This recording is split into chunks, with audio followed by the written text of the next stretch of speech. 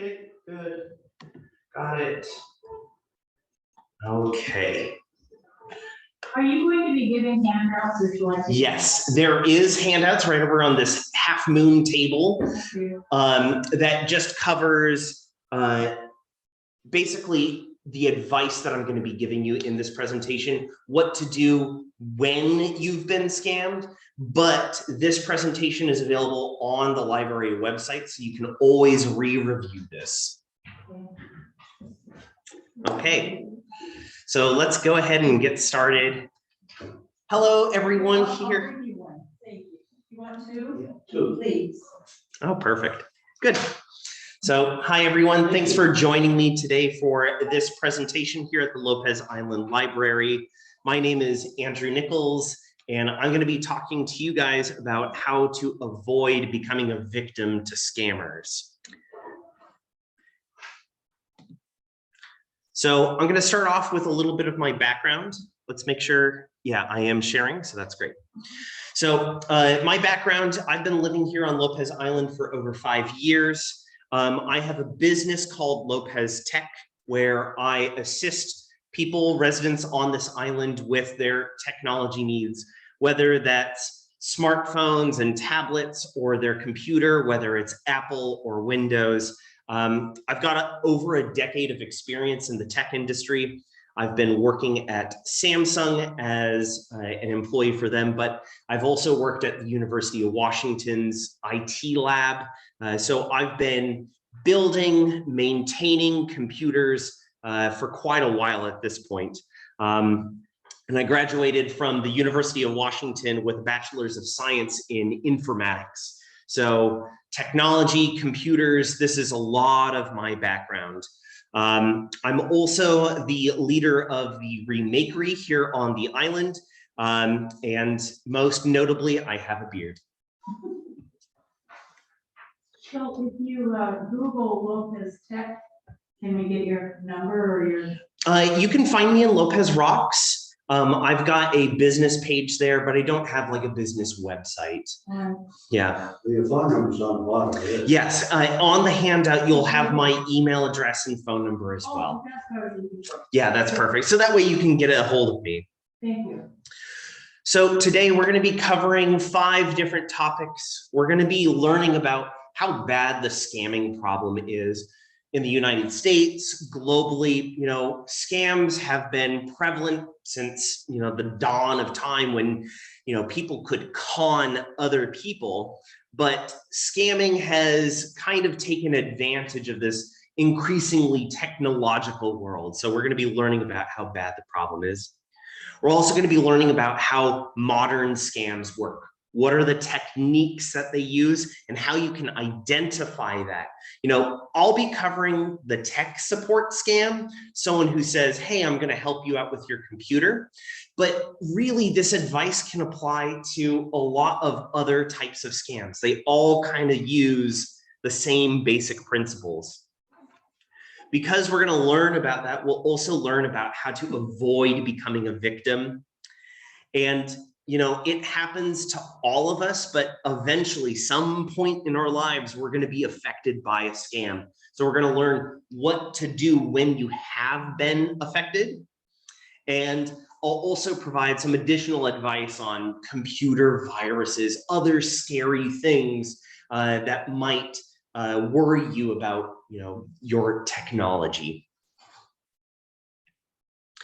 So when we look at, you know, the scope of the scamming problem, the tech support scam is a $20 billion industry. Take $1 million. Now imagine that you have $20,000 million.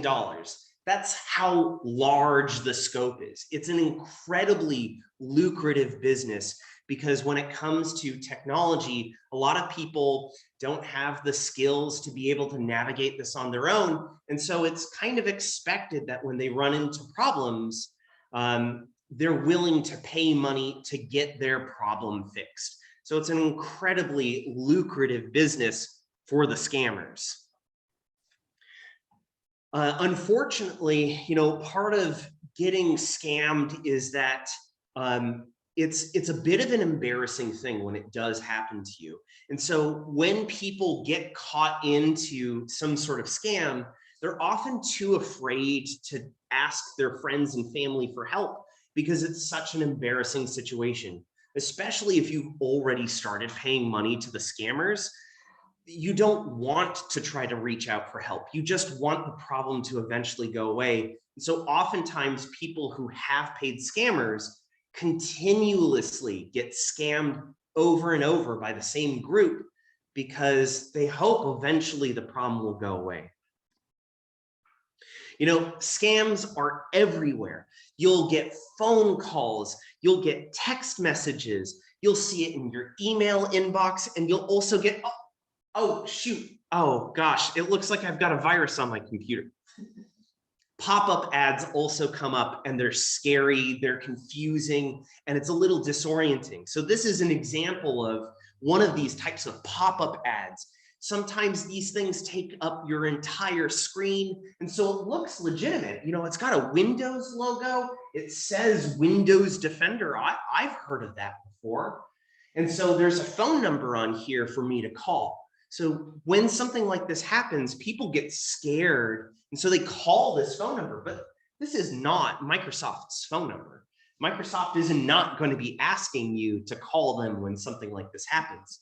But oftentimes, you know, when you encounter something like that, you don't know better. It's scary.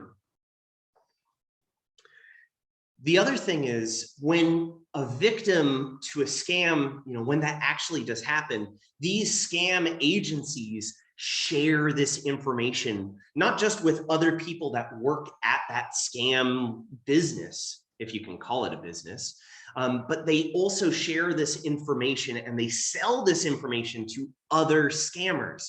When you've become a victim once, you become a target because you're considered an easy mark.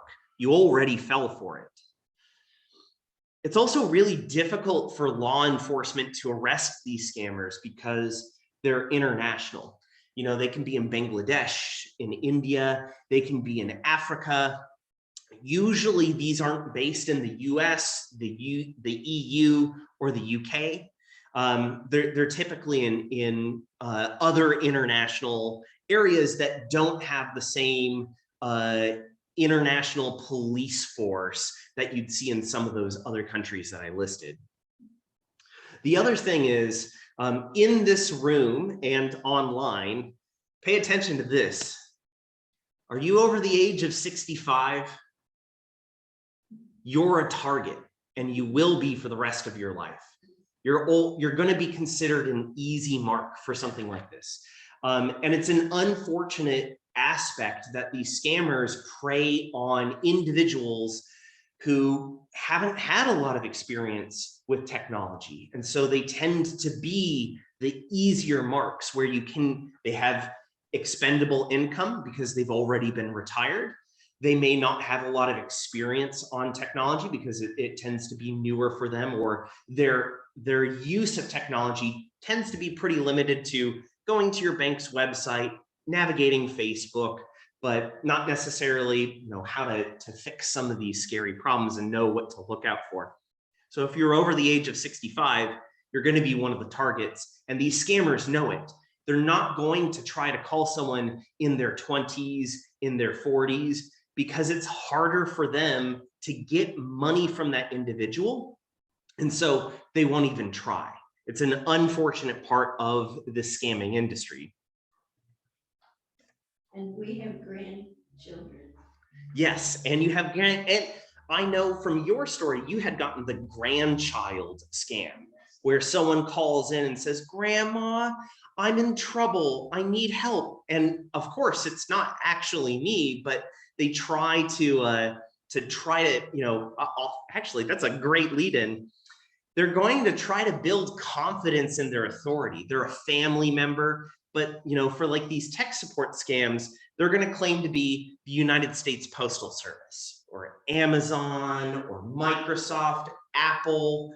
They could be Google, or they could even be like PayPal or your bank.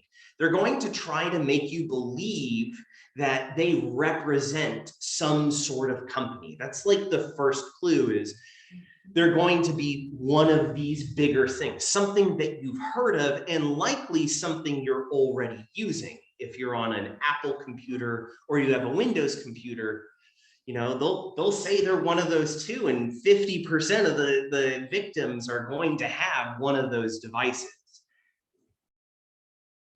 They'll also create a sense of urgency, just like in that grandchild scam, is that they'll say, I'm in trouble. Or, you know, if it's the United States Postal Service, you know, just this morning, I got a scam from FedEx that said, you have a package waiting.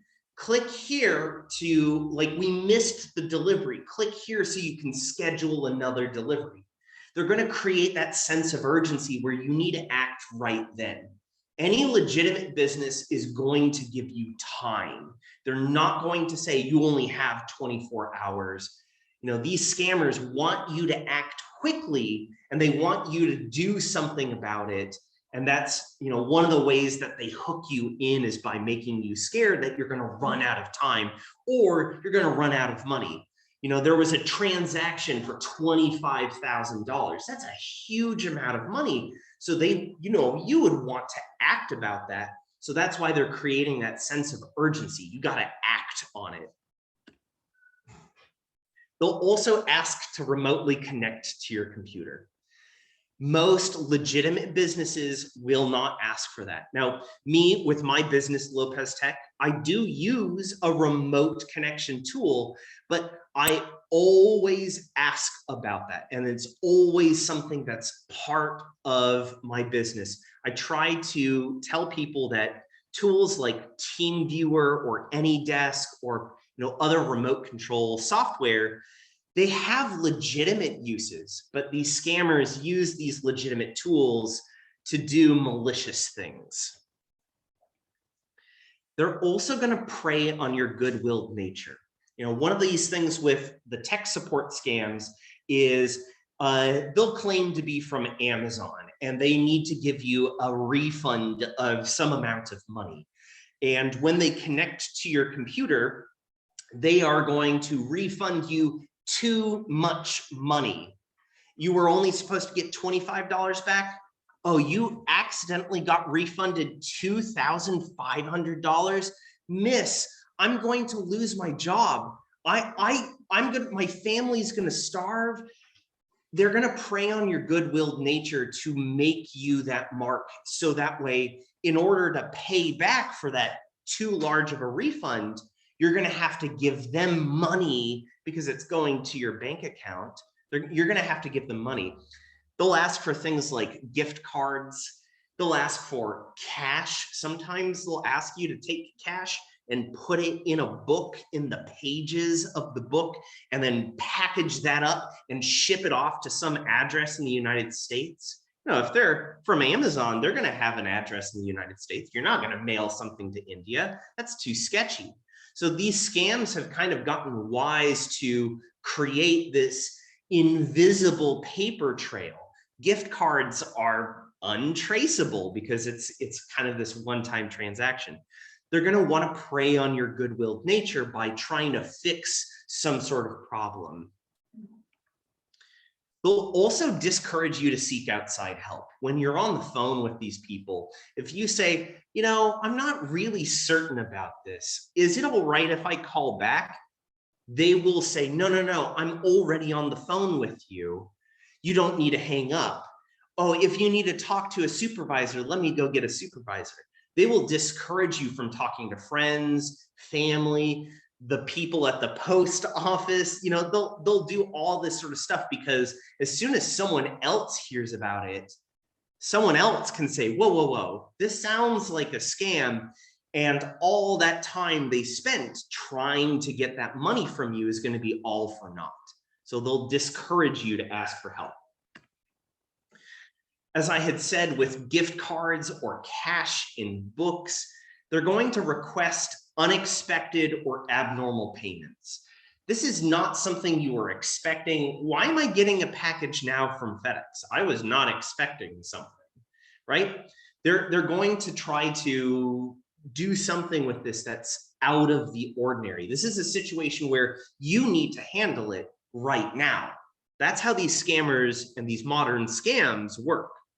I don't know if you see it on the chat, Ed is saying that he got a scam from FedEx this morning.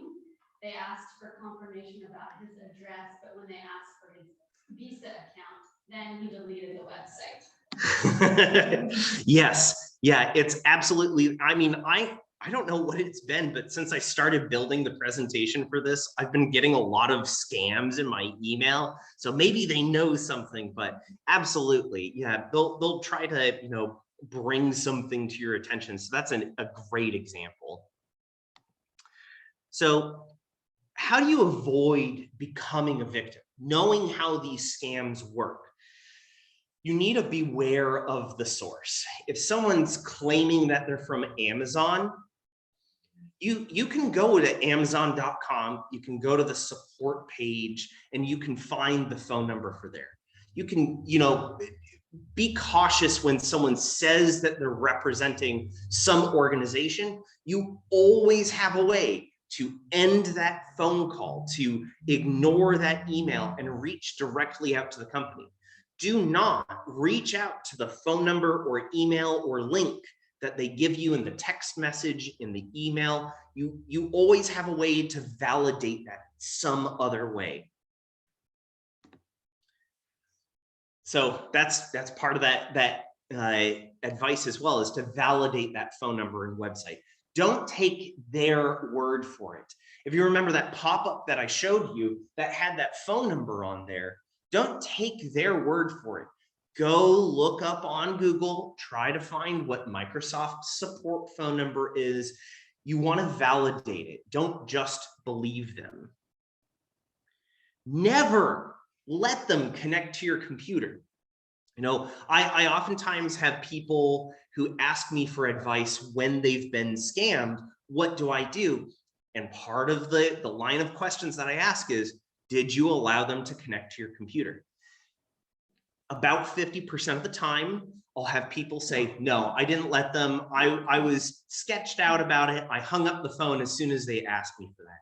But there are victims who do allow them to get to your computer. And when they do that, it's so hard to trust your computer after that point, because they can put software on your computer that can allow them to get back onto it. They can grab information like your passwords from the computer.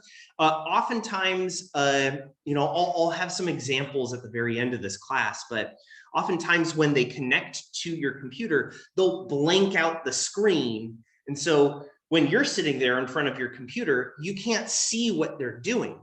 And that entire time, they can go through, they can start looking at your passwords, they can try to wire money, you know, whatever they're trying to do.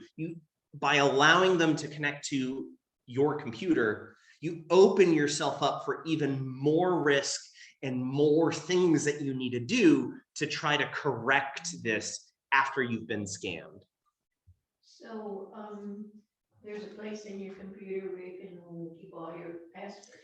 Is that Yes. a good idea or not? So it depends. It can be a good idea, but you know, when you log into a website, Apple's Safari or Google's Chrome will ask, hey, I just saw you typed in a password. Do you want to save this? So that's part of what I'm talking about is, you know, it's so hard for us with 20, 50 different websites to remember all these different passwords.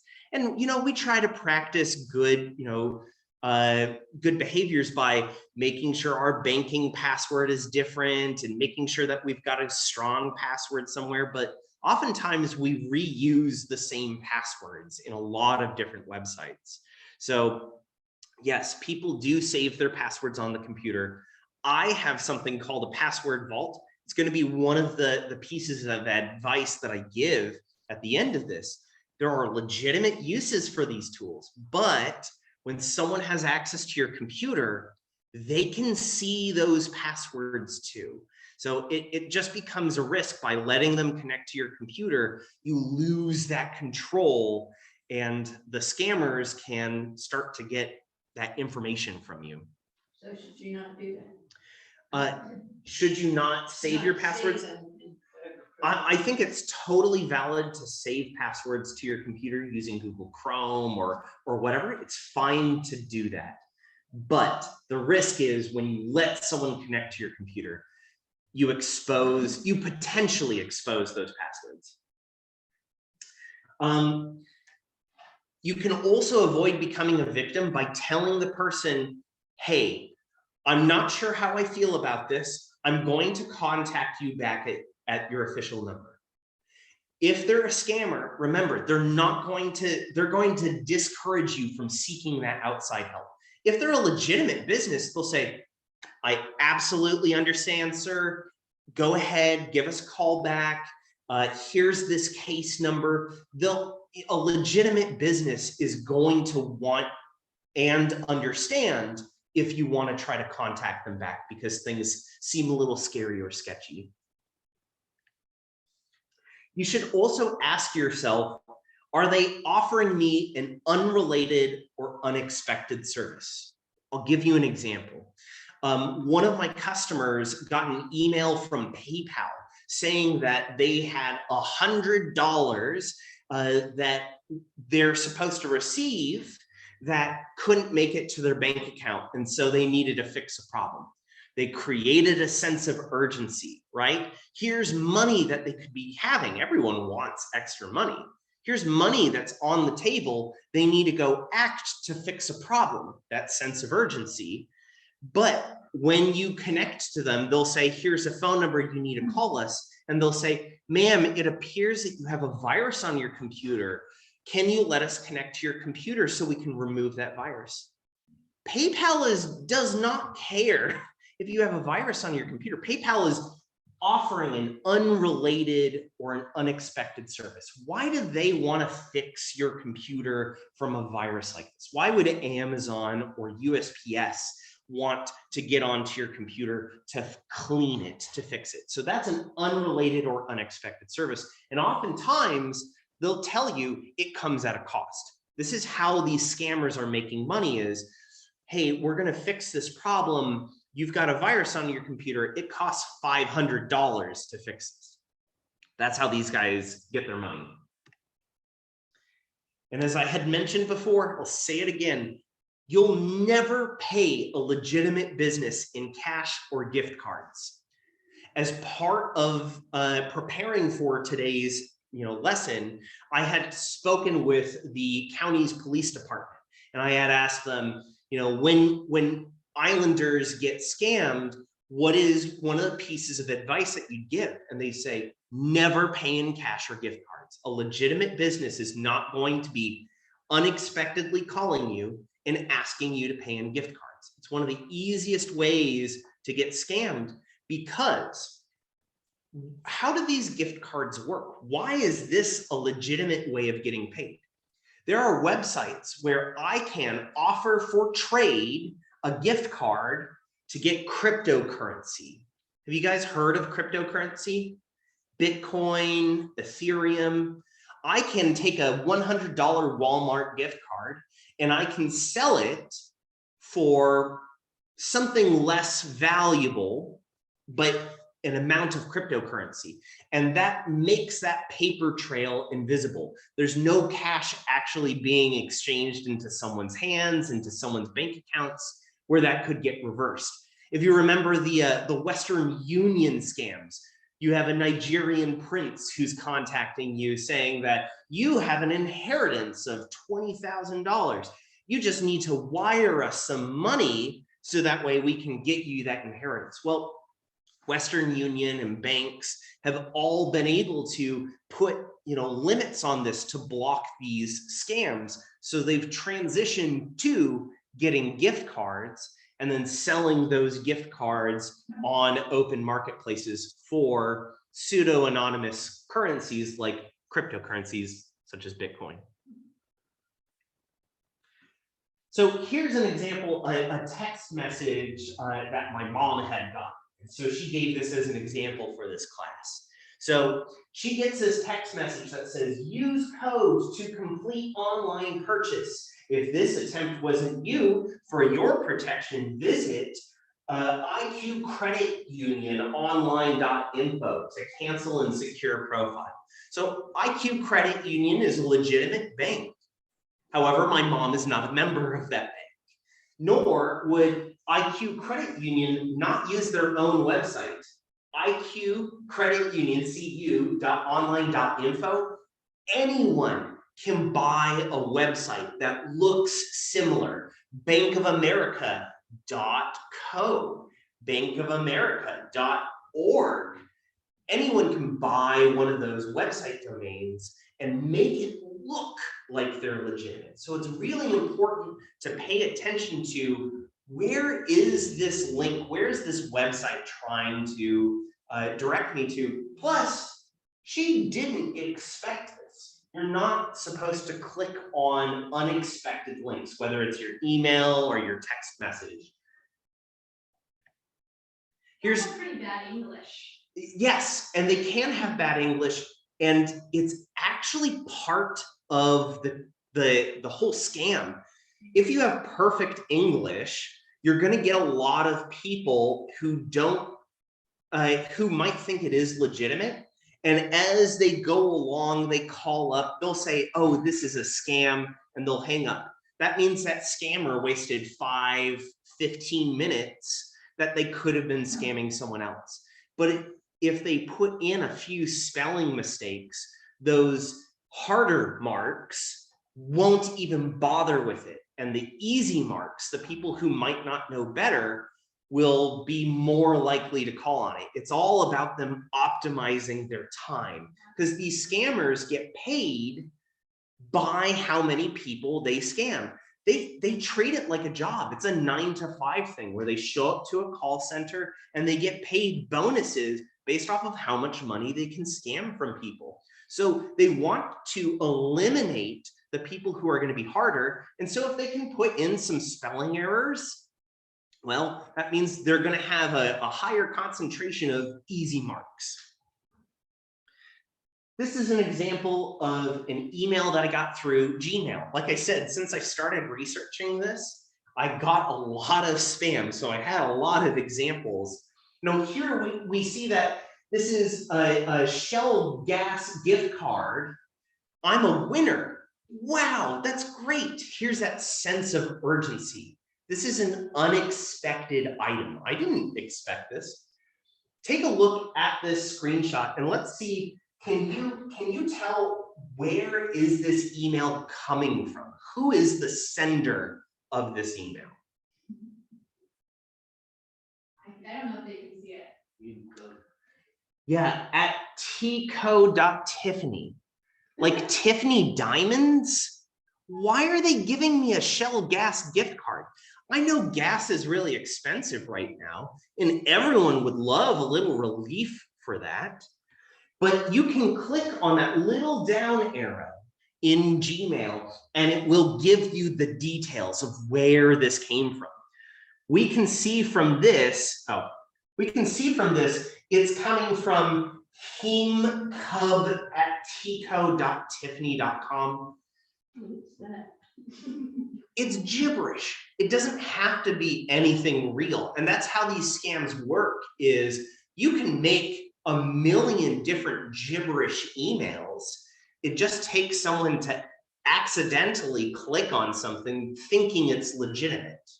You know, I got recently several emails, and in the place where my name would be, it has all this other somebody else's kind of name. Yes. It's gibberish. Like Yeah. So my email is not osmdscam@hotmail.com. That's not my email, but that's where it got sent to, and it still ended up in my inbox. You know, the matter of fact is, the same way that caller ID doesn't exactly tell you where someone's calling from, it's really easy to buy what are known as virtual phone numbers, where I can have a phone number anywhere in the United States, including toll-free hotlines. I can buy a phone number, and when I call you, I make it look like I'm calling. Have you ever gotten a call where someone said, hey, I just got a call from this number, and you didn't call them? It's because a scammer used your phone number. There's no, when you get a call or when you get an email, they don't get authenticated. Is the source of that phone call or that email, is that actually authentic? I mean, if we look at this Google thing, we have this big great bar that says this message went to spam. So Google already automatically marked it as spam. But it's something that you need to be aware of is when you're looking at something legitimate, it will have the real website name in there, not something weird like this. I'm not expecting something from Tiffany and Company. Here's another example. When I'm on my computer, when you see a link, I tell you, don't click that link. You can, open yourself up to being scammed or getting a computer virus if you click on something unexpectedly. But you can hover your mouse over it just by moving that cursor over it. In the bottom left-hand corner, it will show you where that link takes you to. It'll blow it up for you so it's a little bit easier to see. So this is a Tiffany & Co. email, right? So maybe I am expecting something from Tiffany, but the URL, the website it's taking me to is smicanito.com. Why? It should go to tiffany.com or something like that. So if I just move my cursor over that, I can see that it's taking me to something unrelated. This should be, raising red flags. This should be kind of the alarm bell that, hey, this is not legit. If you're on your iPhone, your iPad, your Android phone, you can do these same techniques as well. You don't have to just be on your computer. So I'm showing you here, I've got Gmail open up on my phone. And if I long press it, if I hold my finger on that link or that image, it's going to pop up and tell me where it will take me to. So in this instance, it's going to ci3.googleusercontent.com/proxy, blah, blah, blah. This has nothing to do with Yeti, the insulated cooler brand, nor does it have anything to do with Dick's Sporting Goods. Usually you're going to have that link take you to their website, not to something else. Anyone on Google can make their own website called Google Sites. And so this is one of the techniques that these scammers use is that it's got Google in there. That sounds legitimate, but this should be raising alarm flags for you. I didn't expect to win this. I don't do business with Dick's Sporting Goods. These are all sorts of the things that you should look out for. The other thing is I had shown you how to confirm the sender. Did they send it to the right address? Is it coming from the right person? There's that same little down arrow in Gmail on your mobile device. So you can click that and we can see that it's coming from it's coming from GU2V. It's gibberish, right? It's absolute gibberish. And it even says it's coming from me. I didn't send this email to myself. So because this isn't getting authenticated, this should be raising alarm bells. Have I missed anything? Is there any questions in chat? I've got that hidden for me. Ed just shared another example of someone asking them to send an Amazon gift card to a friend. Yes, yeah. So specifically on this gift card stuff, when these scammers try to ask you to ship them something, not just give them your credit card info, which can get reversed. That means all the time that they spent trying to get that money from you, they lose it. So they want to get something where it's money in their pocket right away. Sometimes they'll ask you to ship something to them. It uses this concept called a dead drop. Have you guys ever heard of Airbnb? Totally legitimate business. And what they do is they reach out to someone on Craigslist, online, and say, hey, I have a business opportunity for you. We want you to review this Airbnb location, but we also want you to pick up a package for us. This is the dead drop. When someone becomes a victim to a scam, they will mail them money, gift cards, etc., to this address in the United States. Now, this unrelated person who doesn't know that they're working inadvertently for a scammer will go to the Airbnb and, hey, a package shows up on their doorstep. You know, the scammers know when this package will arrive because they can do the package tracking. You know, how you can track the shipment of a package. They'll make sure to rent that Airbnb for that day. The person gets the package and then they're supposed to forward that on to that address in India. This is all about them creating this invisible trail. So that's a great example. That was Ed who shared that? Yeah, great. So what do you do if you have been affected by a scam? A lot of this advice that I'm going to be giving you on this slide is in this handout. It's also available on the Lopez Island Library's website. So when you look up the information for this class, you can download this if you're attending this from Zoom, so that way you can have a copy as well. First thing is contact your bank. That's your money. That's probably the most important thing. You need to contact them on your credit card, your debit card. On the back of it, it's going to have that phone number. Contact them from there and tell them that you just fell victim to a scam. If you allowed them to connect to your computer, you need to start changing your passwords. I advise people to use tools like a password vault, LastPass, Dashlane, OnePass. All these other tools have ways to automatically change passwords for some websites, so it makes this process a little bit easier. But if you allow them to connect to your computer, it's really important that you need to change your passwords because it becomes untrustworthy to keep using that password once they've gotten access to your computer. You should also clean your computer of any apps or files that the scammers left behind. I've helped victims here on Lopez Island where they had antivirus software that was installed. Because of course, your computer had a virus, it makes sense that they installed an antivirus. Problem is, we have no way to verify that that's the legitimate version of the antivirus, or is it actually a virus pretending to be an antivirus that they've now installed on your computer? If they leave behind, you know, I've seen text files that they'll leave on your desktop where it says, hey, if you have tech issues, call this number, email this, right? Once you become an easy mark, they want you to become repeat business. So they're going to leave something behind because when your computer's acting a little slow, they want you to call back so that way they can scam you out of more money.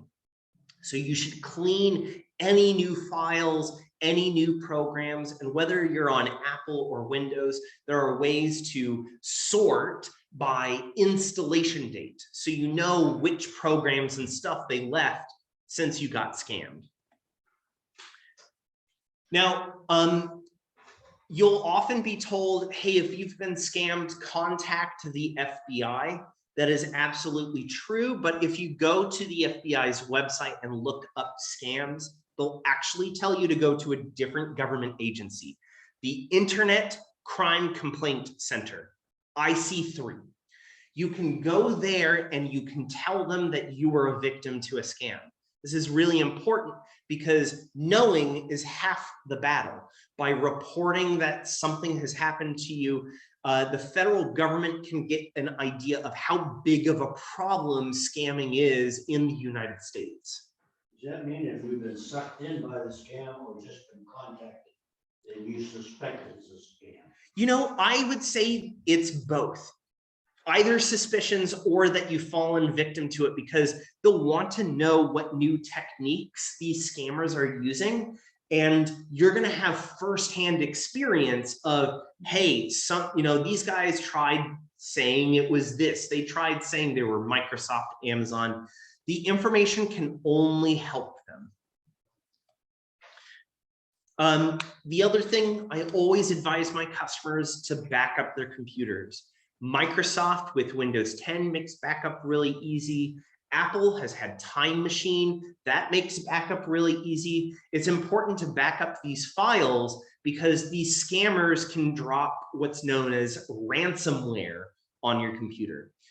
Ransomware is a piece of software that goes through all of your pictures, your documents, and encrypts it so you can't open that file anymore. And they'll say, hey, you've been attacked by ransomware. We'll fix it, but it costs $1,500. They usually make up these numbers. It doesn't actually cost this because they're the ones that are responsible for putting it on there. So if you back up your computer, you can tell them good riddance and good luck, and you can restore your files from backup before they were ever encrypted by ransomware. So it's important with Time Machine or with Windows file history to be able to get those files back without paying them any money. It's a guaranteed way to get your computer back to working order. You should also cease all communications with the scammer. Don't ever call them back. Don't answer the phone if they're calling you. They want to try to get more money from you. So it's totally fine to stop talking to them. Don't give them another opportunity to get money from you. How do you know that they're calling you? You might not, but if it's a phone number you don't expect and you just got scammed, maybe a couple of weeks ago, you should be a little bit more suspicious of random phone calls. They'll usually give up after a while. They're not going to keep doing it if it's going to be a waste of their time. So make it a waste of their time. Don't answer the phone. Well, my husband does just the opposite. He'll call and he picks it up and then he starts having this long conversation with them and tries to humor them, and then he calls them a scammer. yes. And he said, oh, your mother would be disappointed in you to know what kind of work you're doing. If you're confident enough and you know that they're going to be the scammer and you know you're not going to fall victim to it, I think it's absolutely valid to waste their time. Time is money to them. So if you can keep them on the phone and waste that, absolutely. But in terms of general advice, I don't know if some people might think, oh, but this time it's legitimate. That's why the general advice is just don't talk to them. Yeah, that's what I'm saying. But if you're confident about it, go ahead, waste their time. They deserve it. But do they, can they see that, oh, here's a person that will talk and spend a lot of time talking, and so that goes into some data? Yeah, they basically have an Excel spreadsheet with the phone number, your name, maybe some other information like the last 4 digits of a bank account number, your date of birth. They'll have other things that they keep track of, and they sell this information to other scam rings. And so when you call them and waste their time, they'll mark it as a waste of time. Don't contact this person. So they definitely do keep track of this, and they share this information with other scammers. We keep getting a call over and over again, Pennsylvania, PA, and I don't pick it up, but it's always calling from Pennsylvania, PA, and I know, it's something not legitimate. We don't know anyone in Pennsylvania. Yeah, so they maybe just continuously call you. I mean, with a lot of those telephone scams, a single scammer can send out 20, 50 phone calls all at the same time. And they're just waiting for one person to pick up the phone. And when it does, they connect with it. Time is money for them. So they want to cast a really wide net. That's why you're probably continuously getting called, is because they haven't marked you as a waste of time yet. Oh, okay. So I've talked to you, about how do these scams work, how to avoid becoming a victim, what to do when you have become a victim. But oftentimes people will still get kind of these scary things about computer viruses. So here's some advice on that topic. Back up your computer. Like I said before, backing up is so very important because these are your family photos. This is your HOA agreement. This is your lease. This is stuff that's really important to you. A backup hard drive is $50 or less that you can get at Costco, at Amazon. It's really cheap and easy to set this up. And if you ever have questions on how to get something like this set up, you can absolutely contact me. I'd be happy to help you get set up. It's a really easy and simple thing to do. It's even something I could walk through over the phone with you. Use a password manager. You were asking about this, should I be saving passwords on the computer? We have so many websites that ask for this password and that password. Being able to memorize every single one of these passwords is an inhuman task. I use a password manager. So it's a piece of software that keeps all of your passwords in there. It's totally a legitimate thing. And when a computer virus gets onto your computer, they're not going to really have access to that password manager list. So it's fine to use this even with a computer that gets infected by a virus. I'd rather have my little spiral notebook to go through it and write it all down, Yes. all the different passwords. The advantage of the password manager over writing down those passwords, two things. I help out a lot of people on the island, and when I ask them, hey, do you know what your email password is? Inevitably, they'll open up the junk drawer and pull out a stack of Post-it notes, and they've had to change the password 2 or 4 or 6 times, and the one that they think is the correct one isn't actually the one that works. What's really nice about password managers is two things. First, it always keeps the correct version of the password saved. Once you log in, it will give you a little pop-up and says, hey, we noticed that this password is different than what it was before. Do you want to save it? That's how you guarantee that it's always going to be the working password. The second thing is when you do get scammed, when you do have a virus and you need to change that password, it can create a random password. This isn't the same password formula of Lopez Love 25.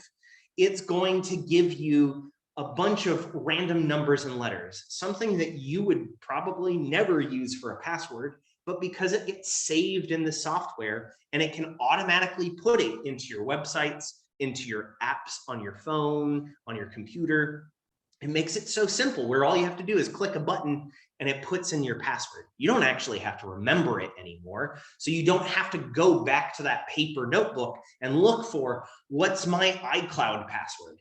It will remember it, and it doesn't matter if it's random, it's just a click away. I also give this advice for two-factor authentication. This is a guaranteed way that if your password ever gets stolen, that you're still okay. Two-factor authentication in the world of security, there is this concept of 3 factors of authentication. There is something a password, something you've got memorized. If you're the real user, you'll know your own password. That's the first factor, something you know. Have you ever used Touch ID or a fingerprint reader on your device? That is something you are. That's another factor, a biometric. Your fingerprint is unique to you. Your face, your irises, these are unique to your human physiology. And so that is something that's unique to you. That proves that you're the user trying to log in. So that's a second factor. The third factor is something you have. Oh, great. I have a little keychain here, this little guy. This is called a YubiKey. And what this does is it is cryptographically verifiable. This is the only device like this in the entire world. So when I'm logging into my password manager, I require this. So even if someone knows my password for my password manager, they can't get in without this key. Now I've got several of these keys, I keep them in a safe, but this thing verifiably protects me because it's impossible to have another exact one of this. So if possible, use two-factor authentication. You'll sometimes get this where your bank or a website will text you a code and say, hey, enter in this code to finish logging in. That's because it's something you have, your phone.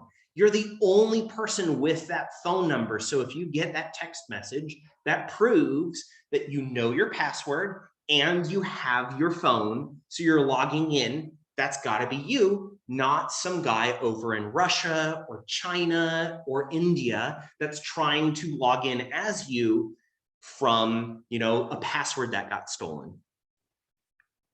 You're given that special code and then it expires really quickly. Exactly. And you have to be all set up ready and they assume you have an iPhone, they assume you have another place to look to get this text message. Yes. And if you don't have it sitting there, you have to go hunt for it. By the time you get it put in, it's expired. Yes, and that can be a frustrating aspect. I've heard a lot of people say, two-factor authentication it's so tough because for the reasons that you just stated, that code expires because it's preventing something known as a replay attack, where if I generate a code for you and I can somehow steal that code, I can use it days, weeks later in the future. So by putting a time expiration on it, it means you're probably the person with that phone because you're somewhere within 15 minutes of finding it. But, in reality, sometimes it's a little tough where did I put that phone? Is it in my bag? Is it stuck in the couch? But if you're the legitimate user, you can just request another token get sent to you. So it's an important aspect of security, especially with important things like your bank, that you don't rely just on a password, but you have some additional defense. Does that make sense? Yeah. Cool. I liked it better when I could talk to someone at the bank and then they'd ask me questions. Yes. The name of my grade school or where I got married. Yeah. Things were easy that I knew, but now they don't seem to want to do that anymore. Take this for example. How many Americans are there in the country? How many American citizens? 3 million. There's 350 million Americans. And if you think about how many people you need to hire at $20, at $30 an hour, it becomes an insanely expensive problem to continue maintaining a call center where people can actually validate. But I know from the human experience, it's way nicer to have someone on the phone that you can talk to say, yeah, I am me. Like, can I have access to my bank? But in this day of, increasingly online presence, Facebook, Gmail, your bank, etc., they're going to want to automate this stuff. So that way it's all done by machines and not done by people. It's a little bit of an unfortunate part of our society that we're not placing more priority on people, but it's an expensive problem to hire people. I will see this a lot of times is computers, whether it's a Chromebook, a Windows computer, or a Mac computer, they do a really good job on preventing random viruses from getting to your computer. If you remember back in the 90s, you'd hear email worms. You'd hear stuff on the news of, don't click on this thing in your email, it will send it out to all of your contacts and it keeps spreading. The old days of computer security have been fixed. We've learned a lot of these lessons. So the biggest thing that I see is people's web browsers get taken over. Their search engine no longer goes to Google. Now it goes to something else. It still shows them search results, but it's not the search engine that they actually intend on using.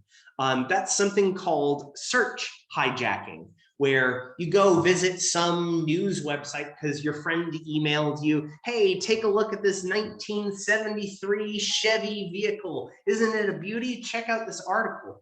And when you click on there, there'll be a little pop-up that says, hey, to view this website, you need to install this thing. And for a lot of people, they might not know better. And so they might click on it because they just want to take a look at what that thing is, not knowing that whatever they installed has now taken over control of a small aspect of their web browser. So when I've helped customers here on Lopez Island, I take a look at their browser. I make sure that it's either going to Google or DuckDuckGo or Ecosia, something that's a legitimate search engine. And I try to remove some of these extensions, these add-ons to the browser, because it's not exactly a computer virus, but they make money from you every time you search for something, every time you go to a website. So it's just an open invitation for a problem. So beware of installing new applications or extensions from the internet you're not expecting. How do they make money? Whenever you go search Google, Google presents you ads. You know, you'll see it usually in the first 2 spots. Google is entirely an ad company. Facebook is an ad company. It just it happens to be a side effect that they also offer you email or a social network. They do something else to try to get users onto their website, but they're selling ads. So these search hijackers, they're selling ads too. It's just that instead of Google getting the money, now it's them getting the money for offering nothing in return. They're just redirecting you to the Google search results. It's just they're putting their ads instead. But as part of that, let's say a scammer installed this on your computer. Let's say that you search for computer virus. Well, since they now control your search engine, they can give you, if you search Amazon phone number, they might give you a big box that says their telephone number. That's why it's so important that you validate this stuff and you make sure that your computer is clean of these things. Is if they leave something behind, they can just make it look like they're the legitimate ones, so they get you back into their grips and they can get that money from you. Has your search engine been hijacked? That's part of if you install an app or an extension from the internet, you need to be cautious about that. Usually most people are not installing things just to look at a news article. You're not going to be usually doing that stuff. So if you get a pop-up like that, you got to make sure to hit cancel. It's not worth it. So this is the time in the program where I ask you guys whether you have any questions and I can provide answers for you. You get that time with me. And Malia, I will ask you for any help if anyone online has questions as well. Sure. So I've got a lot of experience in this realm. You guys have been such a great audience. You've been participatory. You have examples of this. So I think it's really great. If you have any other questions, I'm happy to answer them. I do. Yes. This is about my iPhone. I keep getting this Facebook login alert. It says, we noticed an unusual login from a device or location you don't usually use. Was this you? It was 9:15 p.m. last night, Wilbur, Washington. I don't even know where Wilbur, Washington is. And it says it's either mobile, Safari, or Apple iPhone. The first question that I'd ask is, do you use a VPN at all? I have no idea what a VPN is. That's totally fine. That answers that question very easily. So a VPN is a virtual private network. They're often like the famous ones are like NordVPN. You don't need to memorize, you don't need to remember this, but there are legitimate tools that people use called VPNs, and it can make you appear like you're logging in from a different place. Most notably, people use VPNs if they want to watch British Netflix. They can use a VPN to make their computer look like it's in the UK, and then they can watch the Great British Bake Off and all these other British shows from their normal Netflix account. Like if I go travel to South Korea and I have a Netflix account, When I go over there, I get a different list of shows and movies because that's the Korean Netflix. So people use VPNs to do stuff like that. So if you had a VPN, it might show your location as coming from somewhere else, but that's not what you're doing. So the next thing I would do is that the same techniques that I was showing you before, I would validate that that email is coming from Facebook. I would make sure to check that sender to see, is it really coming from Facebook?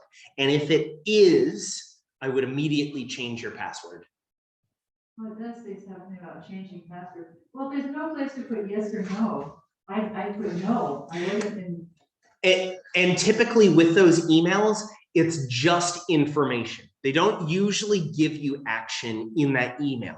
That's one of the ways that you can tell a scam, is because they'll try to give you that sense of urgency. You've logged in somewhere else. But a legitimate business will just tell you, hey, is this actually you? And if it is, they won't give you a link to click on. You just go to Facebook and you can go to like the security center of Facebook and you'll see where that login was from. So if it is legitimate, my advice would be to change your password, because it means someone is logging in as you from somewhere else in the state.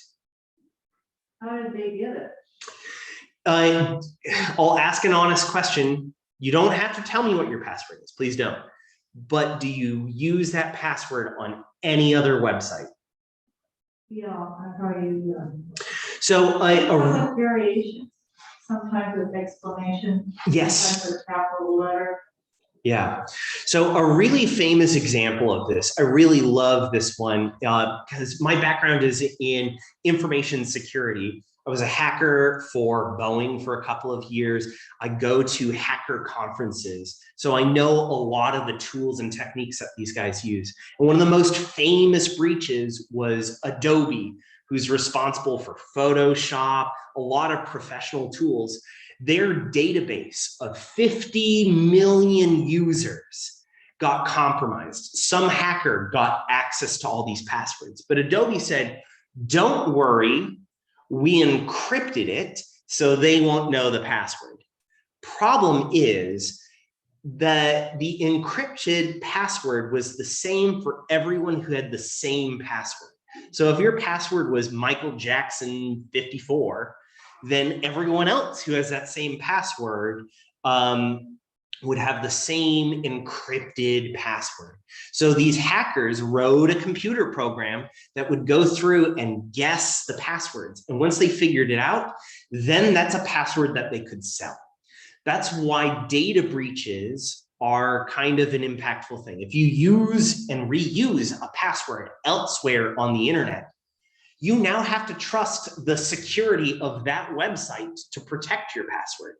That's why I advise using a password manager in random passwords, is because it's meaningless to you. That password is meaningless to you. So it very well could be that your password was breached, not by Facebook, but by some other website, or the hackers had happened to guess it because they knew your password was puppy love instead of puppy love exclamation mark. Whenever you get the chance to reset your password, you're usually going to keep the same thing and maybe change one little thing out of it to make it different. So it very well could be something that you might want to look into. So I can't just ignore it. I would not ignore it, because if you can validate that it's coming from Facebook, I'd take it seriously. Because if someone has your password there, they might have your password for any other website that uses that same email. Because when you sign up for Facebook, you're signing in with your Gmail, your Hotmail, your Outlook, whatever your email is, but you might use that same email to log into eBay, even if the password's a little bit different. I had a friend whose email got compromised. His password to his Gmail got compromised, and the hackers, whenever he changed it, they changed it right back because they had access to his Gmail. They were doing a type of scam. I don't know exactly what it's called, but these scammers contacted this friend of mine and said, we have a picture of you and we know which websites you've been looking at. If you don't want all of your contacts to know which websites you've been looking at, what porn you look at, all that sort of dirty, nasty stuff that people don't want others to find out about, they were putting a ransom. Pay us $500, pay us $1,000 in crypto coins if you want us to not blackmail you. So when he asked me for advice, the first thing that we did is we changed the password and we set up 2-factor authentication. Now they couldn't change the password because they needed to have something. They needed to have that phone number, that security key, so they couldn't just change the password again. So it is important to take these things seriously, but take some of this advice. Validate that that website is actually legitimate.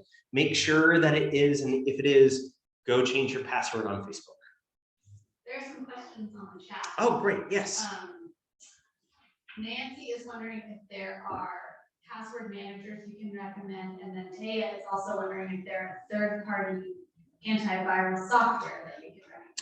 Yes, so let's start off with the password managers. Google Chrome, Apple Safari, they have password managers built in. They can do randomized passwords. A disadvantage of using those is when you're on another device, like a mobile phone or a tablet, you have to be using Google Chrome or Safari to get access to those passwords. Password managers that I'd recommend, I use LastPass. There's Dashlane. Dashlane's really nice on Macs. It's very, simple and easy to use. I recommend those ones, but they do. How do you spell that? Dashlane? Dashlane? Lane, like a lane on a highway. Oh, Dashlane. Yeah. And then LastPass, as in it's the last password you'll ever have to know, is the one to unlock your vault. 1Pass is also another one of these sites and services. So I recommend all of those. They typically have a cost of like $20 or $30 a year, but I think it's pretty worth it to get kind of that safe of mind. But there are also free tools that do the same thing. KeePass, KeePass, is a free tool that does the same thing. You can install it on your other devices. The disadvantage of KeePass is your password vault is a file that you need to keep track of. With LastPass and Dashlane, you just log in on a friend's computer, on your device, and they keep the file of all of your passwords. And they never know what your passwords are. They just store this encrypted blob of all of these passwords. So they never know what your passwords are. They just keep this nice and safe for you and give you easy ways to access it. And when you need to log into an app, they'll automatically fill it, whether you're on Android or Apple. It makes it really easy where I can open up some app like a banking app and it autofills my username and password on a mobile phone or a tablet. So KeePass is free. The other ones have a cost. And it's, how much control do you really want? So that was the password manager question. And then there was a question on antivirus. I actually discourage people from doing third-party antiviruses. The reason for this is because they sometimes can have benefits, like they may warn you that you're going to a scammy website, or that they'll have other security features. But if you're using Google Chrome or Firefox or Safari, which most of us are, all of those web browsers already have a lot of those same tools in there. So what does an antivirus do? How does it know that something you've downloaded is a virus? Well, what these programs do is something called a one-way hash or a fingerprint. When you take a look at a file in a computer, it's a whole bunch of ones and zeros. The computer knows what to do with those ones and zeros. To a human, it's meaningless to us.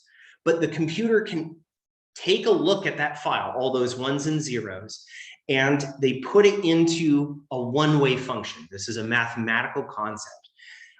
Every file on your computer will come out with a unique fingerprint. Same way that you are unique and your fingerprints are unique to you, files are the same way. If you change one letter of your Word document, it will come out with a completely different fingerprint. So if an antivirus scans every file on your computer, they're gathering all the fingerprints. If one of those fingerprints matches a virus fingerprint, then they know that that file is a virus. That's how they tell you, oh, this is a Trojan, this is adware, this is spyware. It's because that file will always produce something, even if it's named the same thing as a legitimate file, that fingerprint does not lie.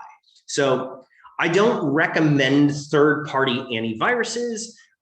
Safari will already, or sorry, not Safari, Apple will limit you to install applications only from the App Store.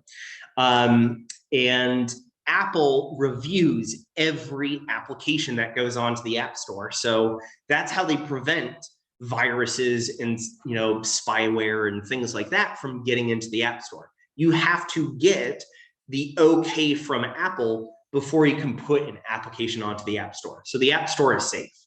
On Windows, Windows has an antivirus built in. And all of these antiviruses, whether it's AVG or Norton or McAfee, they all use the exact same fingerprints for known viruses. And they share this. There's actually a virus database that everyone contributes this body of knowledge to. So whether you use the Microsoft Defender or you use McAfee, it's all looking at the same fingerprints for viruses. So I discourage people from doing it because third-party antiviruses typically cost $100, $200, $300 a year for. It's a waste of money. You'd be better suited spending that money on a backup hard drive. So it's a duplication of effort. It's a duplication of effort. And because people are used to the world of the 90s and the early 2000s where you had to have an antivirus because there wasn't one built in. But since Windows 7, it's been built in. So there's already an antivirus that's part of your Windows computer. And there's often this thing of Apples don't get viruses. That's not true. They can get viruses, but it's a lot harder. And as long as you're installing applications through the App Store, then it's almost impossible for a virus to get onto your computer. The more likely thing that you're going to do is accidentally install something that hijacks your searches or some sort of extension into Safari or Google Chrome on your Apple computer. That's where I see more of that sort of stuff. Some years ago, we were talking to client Norton, Mm-hmm. and then it became very annoying. Yes. It was just interfering with a whole lot of things we wanted to do, and this armor roll that I would have. I finally, got rid of it. Is that what you're speaking of? That's exactly what I'm speaking of. So the question was, do I recommend third-party antivirus like Norton? No, I don't. And for a lot of those same reasons too, they present security theater. They pretend like they're doing something that's worth money by protecting you, when in reality, the free stuff that's built in is just as good. These are great questions. Thank you. I don't see any others on here. Okay. Well, if you guys do have questions, you can always contact me by my phone number and email that I have on those handouts. Like I said, the handouts are going to be on the Lopez Island Library website for this class, so you can get a copy. You can also find me on Lopez Rocks. Look for the business Lopez Tech, and you can get a hold of me. And yeah, thank you so much for your time.